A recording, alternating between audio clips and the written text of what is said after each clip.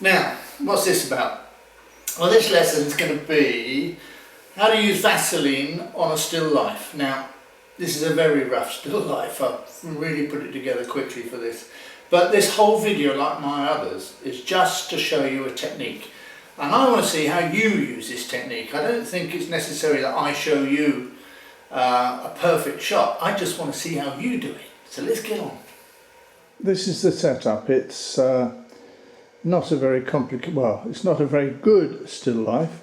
Now we've got the camera. I'll just quickly set all this up.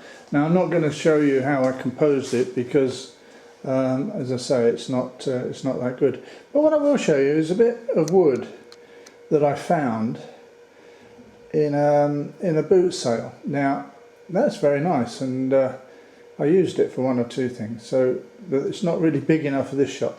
Now let's look. On the side we've got a little snoot with a flash on full power. No, it's not, it's on half power. It's a 250 head. And we've got behind a neck curtain, we've got a softbox, and that softbox is on 400 joules. And I've got the camera set on 100 ISO. So have a look from the back. Now you can see from the back it's just held up with odd little things. So it's not, you know, it's, as I say, very quick still life. Now we've got a piece of wood there standing up because that's supposed to be the edge of a window, and we've got a piece of wood there which is supposed to be the bottom of the window, and just a neck curtain hanging in front of a large softbox. And this is it from a bit further away. Now I think that makes quite a convincing window actually, but there we are. Smeared some Vaseline on the top part of the lens because I just want to take the top of the curtain and the background out of focus. Now we used to do this for a reason. We used to do this because sometimes there was text on an advertisement, and it was quite important to be able to get that text to be seen, so the background couldn't be very complicated.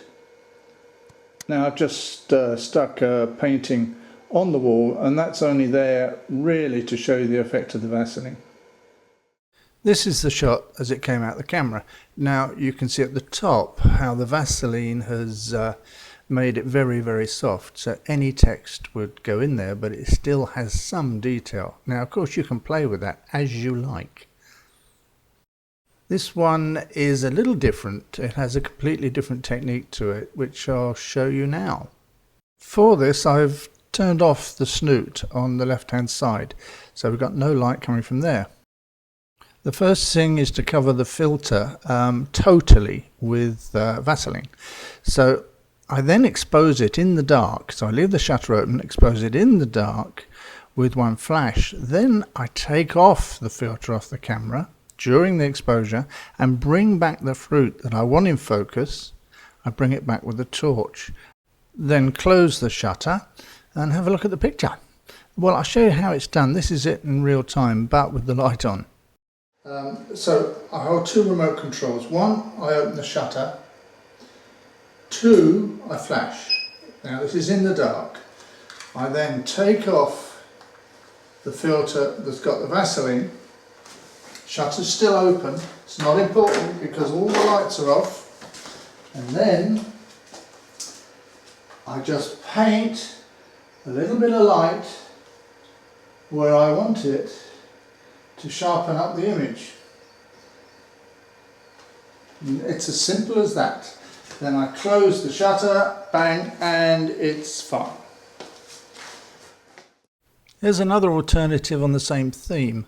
Now with the torch I've just brought back the grape and a little strawberry and a bit of the apple. So I've just brought those back into focus. It makes quite a pleasing image, but again, imagine what you can do. Well, I hope that'll give you an idea, at least an idea of what you can do. Either Vaseline, using a torch, just moving the Vaseline around to pull light and pull subjects around. Now this might not be the ideal subject. You might better do it with all sorts of subjects like portraits, etc. Anyway, see you soon. Come and see us on mccord.com. Upload some of these pictures itchyphoto.com and we'll all have a look. Bye.